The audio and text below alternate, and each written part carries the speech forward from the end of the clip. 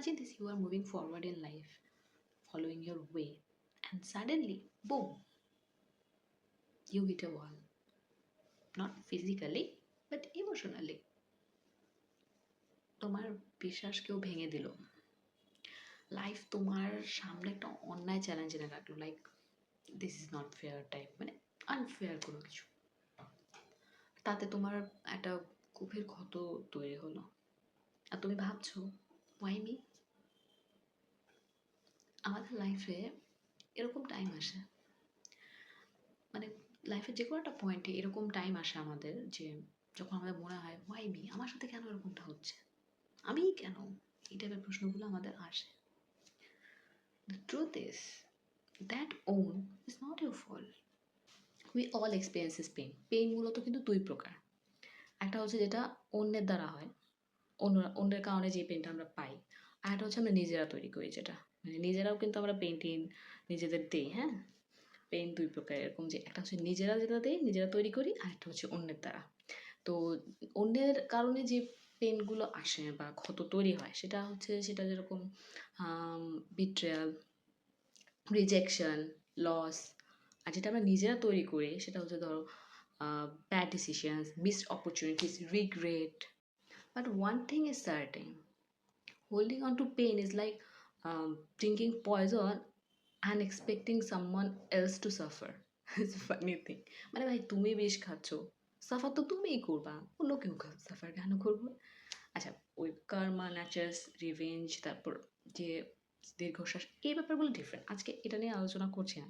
আজকে মূলত টপিকটা হচ্ছে হিলিং কেন প্রয়োজন আর কিভাবে আমরা হিল হব, এটাই। তো ওটা একটা একদম ডিফারেন্ট একটা টপিক।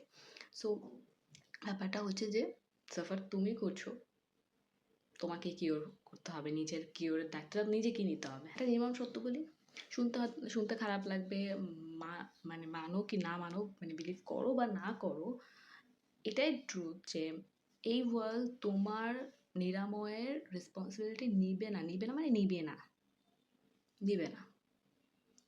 হ্যাঁ, আমরা হয়তো মানে যে আহাউহু করতে পারি, সান্ত্বনা দিতে পারি, এটা না যে ফিল করতে পারতেছি পেনটা। এটাই সত্যি, এটা ন্যাচারাল। মানে তোমার পেন আমি ফিল করতে পারবো না, আমার পেন তুমি ফিল করতে পারবো না, কেউ কারো পেন ফিল করতে পারে যত, মানে তার সাথে হয় নাই, মানে যে এটার ভিতর থেকে যায় রিলেট, মানে তারাই রিলেট করতে পারে, এর বাইরে কিন্তু না। অন্য মানুষ শুধু আহাহু করতে পারে, শান্ত দিতে পারে, কিন্তু ওইটা জাস্ট মুখের শান্ত না, ওইটা কখনোই ভেবো না যে ও তোমার কষ্টটা বুঝতে পারছে, বুঝতে পারে না ভাই, এটাই সত্যি, বুঝতে পারবে না। বুঝতে পারলে আমরা সবাই একরকম হয়ে যেতাম, ডিফারেন্স হতো না। আমাদের প্রত্যেকের পেন আলাদা, তাই আমরা সাফারিংসটাও আলাদা। যে সাফারিংসের ভিতর থেকে যায় সেই শুধু সেটা বুঝতে পারে। এই সান্ত্বনাটা ধরো হচ্ছে মলমের মতো, যে এই ক্ষতটায় ভাই মলম দিলে সাময়িক আরাম পাওয়া যাবে, কিন্তু এটা মেডিসিনেরই প্রয়োজন, মানে মেডিসিন ছাড়াই ক্ষত সারবে না। মলম শুধু হচ্ছে তোমাকে যাতে সাময়িক একটু আরাম দিবে, এই পর্যন্ত, কিন্তু তোমার মেডিসিনই লাগবে এটা ঠিক করতে, একদম নির্মূল করে ফেলতে। তো শুধু শুধু কেন আমরা মলম নেব? এই সান্ত্বনার ব্যাপারটা না, সান্ত্বনার যে ব্যাপারটা, এটা কিন্তু ওই মলমের মতো কাজ করে।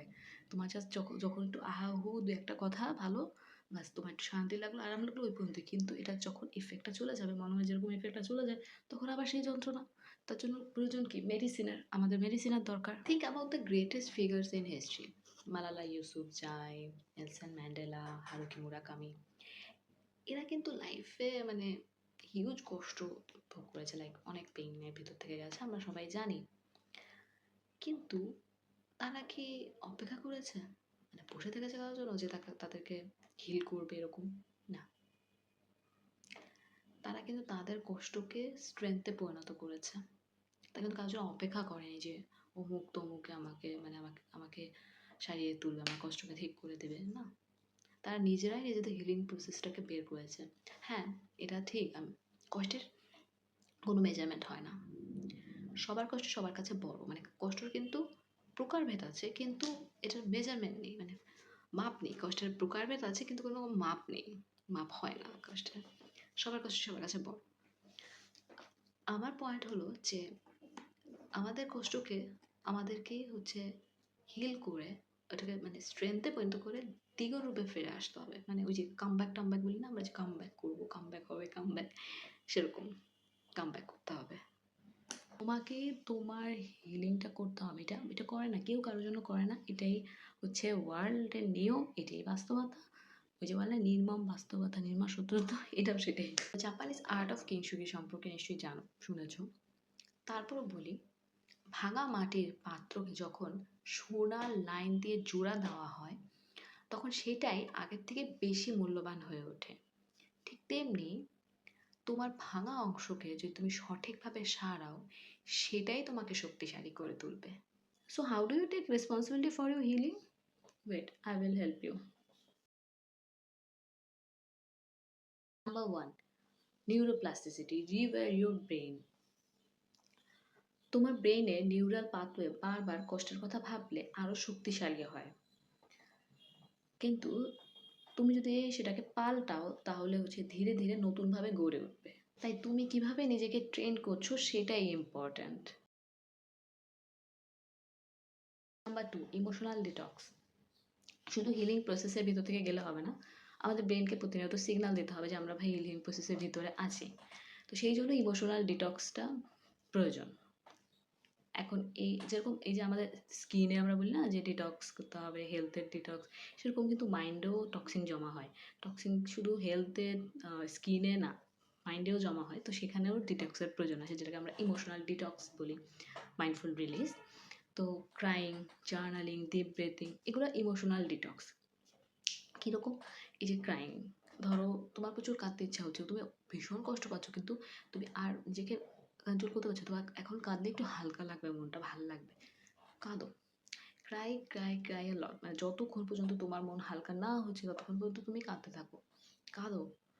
এতে কি হয়, এটা এটা কিন্তু ইমোশনাল ডিটক্স, মানে মানে মাইন্ডে যে টক্সিন, পেইন কিন্তু এক ধরনের টক্সিন, হ্যাঁ। তো এগুলো রিলিজ করে, মানে হালকা করতে তোমার সাহায্য করে, মাইন্ডটা দেখবে তারপর হালকা লাগে। কান্নাকাটির পর কিন্তু দেখবে একটু মাইন্ডটা একটু রিলিফ ফিল হয়। জার্নালিং, এই যে ডায়েরি লেখা, আমি আগে লিখতাম, এখন লিখি ঠিকই না, ওই এই ক্রাইংয়ে হয়ে যায়। তো এটাও কিন্তু ইমোশনাল ডিটেক্সের কাজ করে, লেখো। দেন হচ্ছে ডিপ ব্রিথিং, এটা হচ্ছে breathe in, breathe out, breathe in, breathe out, breathe in, breathe out. এটা হচ্ছে ইমোশনাল ডিটক্স, এগুলো ইমোশনাল ডিটক্স হিসেবে কাজ করে। এখন এসব কিছু সহজ মনে হয়, হ্যাঁ, খুব ইজি লাগে না এগুলো, এইগুলো কাজ করে, এগুলো সবই ইমোশনাল ডিটক্স হিসেবে কাজ করে, এগুলো খুব ইজি লাগে।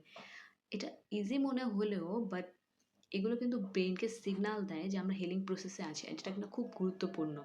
হিলিং প্রসেসে চলাকালে আমাদের ব্রেনকে প্রতিনিয়ত সিগনাল দিতে হয় যে আমরা হিলিং প্রসেসের মধ্যে আছি ভাই। Number three, healing through motion, boxing, dancing, even simple স্ট্রেচিংও হচ্ছে তোমার স্টোর ট্রমাকে রিলিজ করতে সাহায্য করে। এটা কিন্তু খুব ইফেক্টিভ ভাই, এটা মানে এই জন্য বলছি ইফেক্টিভ, কারণ এটার রেজাল্ট আমি পেয়েছি বা এখনও পাচ্ছি। তো এটা আমি করি, এই টেকনিকটা আমি ইউজ করি, এটা খুবই সুপার এফেক্টিভ একটা টেকনিক। যে এই ধরো, মানে আমি কি করি, আচ্ছা কষ্ট হচ্ছে, একটু কষ্ট পাচ্ছি, কষ্ট পাওয়াই যাবে না, মানে চান্স নেই কষ্টের কোনো, আমি ডান্স করি একটু ধুমধারাক্কা গানে, বা আমি একটু ট্রেডমিলে দৌড়ে নেই, হেঁটে নেই একটু, ব্যাস হয়ে গেল। তো তোমরা তোমাদের যে একটা কোনো অ্যাক্টিভিটি ফেভারিট সেটা করতে পারো, এটা কিন্তু খুবই এফেক্টিভ। এতে কি হয়, স্টোর ট্রমাটা রিলিজ হয়, রিলিজ করতে সাহায্য করে আর কি, স্টোর ট্রমাটা রিলিজ করতে সাহায্য করে। কারণ এখানে তোমার মাইন্ড আর বডি দুইটাই অ্যাক্টিভেট, মানে দুটাই কাজ করতেছে, কোনো সুযোগ নাই কষ্টের রাস্তায় যাওয়ার, মানে দুইটা একসাথে কাজ করতেছে একযোগে। আর যখন মাইন্ড আর বডি একসাথে কাজ করে তখন হিলিং আরও সুপার ফাস্ট হয়। Number four, reframing the narrative. তুমি যে ন্যারেটিভটা সেট করবে ওটা কিন্তু তোমার রিয়েলিটি হবে। তো তুমি যদি তোমার গল্পটা নতুনভাবে বলো তাহলে ওটাই নতুন বাস্তবতা তৈরি করবে। Example, instead of saying I was betrayed, say I learned who truly values me. Number five, একটা রিচুয়াল আছে, এটা কিন্তু ইন্টারেস্টিং, হ্যাঁ, মন দিয়ে একটু শুনো। সেটা হচ্ছে লেটার বার্নিং রিচুয়াল। তোমার কষ্টের কথা লেখো একটা খাতায় বা কাগজে, কষ্ট আছে মন প্রাণ ঢেলে লেখো, মানে বমি করো, বমি করো মিন্স বমি করো না, বমি করো মিন্স এই যে বমি করলে আমাদের যেরকম পেট টেট খালি হয়ে যায় না, নাড়ি ভুড়িতে থাকে, মানে ভিতরে যাচ্ছে সব তো বের হয়ে আসে, নাড়ি ভুড়ি ছাড়া। তো সেরকম লিখো, লিখো, মন প্রাণ খালি করে লিখো, বমি করার মতো করে লিখো। যত কষ্ট আছে, যত ধরনের কষ্ট, যন্ত্রণা, বেদনা, দুঃখ লিখো। ধরো এই যে এক্সাম হলে আমরা কি করি, আমরা যা পড়ি টড়ি মাথায় নিয়ে যাই মগজে, তারপর সেটা এক্সাম হলে ঢেলে দিই না, ঢেলে দিই মানে কি লিখি না, পুরো সব লিখে দিই, মাথা খালি করে লিখি। এক্সাম শেষ হলে কিন্তু আমাদের মগজটা পুরো ফাঁকা থাকে, সব তো লিখে দিই একদম, সব যা আছে লিখি। তো সেরকম তোমার যত কষ্ট আছে, যত কষ্ট, দুঃখ, বেদনা, সব কিছু লেখো, লিখে ফেলো, একদম লিখো, যত যন্ত্রণা আছে মন খালি করে, মন প্রাণ খালি করে লিখো। তারপর সেটাকে পুড়িয়ে ফেলো, বার্ন ইট, পুড়িয়ে ফেলো, burn it.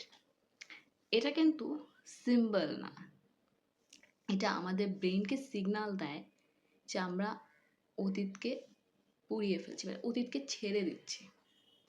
Past is past. Number 6, PTG, post traumatic growth. What is it? আমরা সবাই জানি এবং মনে প্রাণে মানি যে ট্রমা ডিস্ট্রয় করে, একদম ধ্বংস করে দেয়। ট্রমা পুরা লাইফটাকে হেল করে দেয়। It's true, but trauma destroys, but it also rebuilds. Studies show that যারা নিজেদের কষ্টকে কাজে লাগায় তারা আগের চেয়ে আরও শক্তিশালী হয়। এক্সাম্পল, ধরো তোমার পায়ে বুকশেলফ বা আলমারি কিছু একটা পড়লো, পাটা আটকে গেল, তুমি চাপা পড়েছো, তোমার পা, তুমি সাফার করছো। এখন তুমি কি এটা নিয়ে বসে থাকবে ডেস্টিনি মেনে, যে ডেস্টিনি মেনে বসে থাকবে, নাকি তুমি বের হওয়ার ট্রাই করবে, কারণ তুমি তো মারা যাওনি। তুমি কি এইটা থেকে বের হওয়ার ট্রাই করবে, নাকি এটাকে ডেস্টিনি মেনে হচ্ছে যে বসে থাকবে? সাফারিংস তোমারই হচ্ছে। এখন কথা হচ্ছে তুমি কি কষ্টের নিচে চাপা পড়বে, নাকি তা থেকে নতুন কিছু গড়ে তুলবে? It's up to you. Number 7, self love and affirmations. তোমাকে প্রতিদিন তোমার বন্ধু হতে হবে। I deserve happiness, I am growing, I am healing, এটা শুনতে সোজা, কিন্তু কনস্ট্যান্ট হলে লাইফ বদলে দিতে পারে। আজকে করলাম কালকে করবো না, আবার পরশু, এরকম হলে হবে না। এটা তোমার কনসিস্টেন্সিটা ধরে রাখতে হবে, তাহলে তুমি একটা রেজাল্ট আশা করতে পারো। The last one, the 2 minute rule. যখন কষ্ট বারবার ফিরে আসে, সেটাকে 2 মিনিট সময় দাও অনুভব করার জন্য। দেন ইচ্ছাকৃতভাবে ফোকাসটা পরিবর্তন করো। কষ্ট যখন বারবার আসে সেটাকে, মানে কষ্টকে অ্যাভয়েড করা, ইগনোর করাটা কোনো বুদ্ধিমানের কাজ না। কষ্ট যখন আসে, বারবার ফিরে ফিরে আসছে, তুমি সেটাকে ফিল করো, দেন ইন্টেনশনালি তোমার ফোকাসটা পরিবর্তন করে ফেলো, মানে ফোকাসটা শিফট করো, দ্যাটস ইট। আমাদের মেইন হচ্ছে টার্গেট কিন্তু আমরা ইমোশনকে কন্ট্রোল করবো, আমাদের কিন্তু ইমোশন আমাদেরকে কোনোভাবেই যেন কন্ট্রোল করতে না পারে।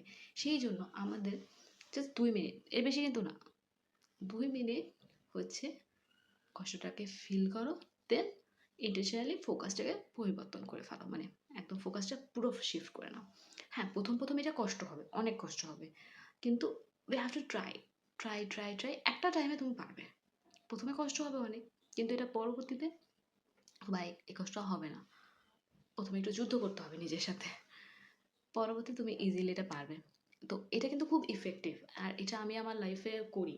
এটা আমার খুব যখন ওই হিলিং থ্রু মোশনটা আমি করতে পারি না, সবসময় তো করা যায় না, সেসব আমি এটা অ্যাপ্লাই করি, এই যে 2 মিনিট রুলস, এটা আমি অ্যাপ্লাই করি। এটা কিন্তু খুবই ইফেক্টিভ, এটা রেজাল্ট দেয়, এটার রেজাল্ট আমি নিজে পাচ্ছি, পাই এখনো, কারণ আমি এটা করি।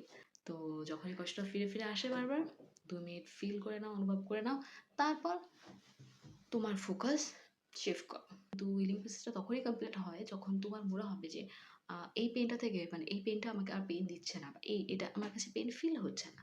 যে কষ্ট তুমি প্রথমে পেতে, মানে যে কষ্টটা, মানে যেটা তোমার ফিল হতো, ফিলিংসটা, ওটা আস্তে আস্তে ব্লার হতে থাকবে। আর তোমার যেগুলো ইজি মনে হবে সেগুলো অ্যাপ্লাই করে দেখতে পারো, আই হোপ রেজাল্ট পাবে। কারণ আমিও এখান থেকে সবগুলো করতে পারিনি, 3-4টা করেছি, 3-4টা করি এখনও করেছি, সেগুলো খুব ভালো রেজাল্টও পাচ্ছি। তো তোমরা চাইলে সেগুলো অ্যাপ্লাই করে দেখতে পারো নিজেদের লাইফে, আই হোপ রেজাল্ট পাবে। আর হিলিংয়ের ব্যাপারটা কি 1-2 দিনের ব্যাপার না, এটা হচ্ছে কন্টিনিউয়াস প্রসেস। কারো কারো হিলিং হচ্ছে তোমার হোল লাইফও লাগে, কারণ কিছু পেন এত ট্রমাটাইজ করে দেয় আমাদের, সেটা থেকে বের হওয়াটা is not a easy thing. Pain is real, so is your power. তুমি কষ্টের মধ্যে আটকে থাকার জন্য জন্মাওনি, তুমি তৈরি হয়েছো নিরাময়ের জন্য, তুমি তৈরি হয়েছো উন্নতির জন্য, তুমি তৈরি হয়েছো তোমার বিকাশের জন্য।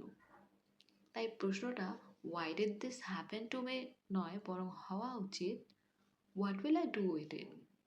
তাই এখন থেকে why did this happen to me ask করা বন্ধ করো নিজেকে, বরং ask yourself what will I do with it, and that's where your power begins। And remember, your pain is not your fault, but your healing is your responsibility।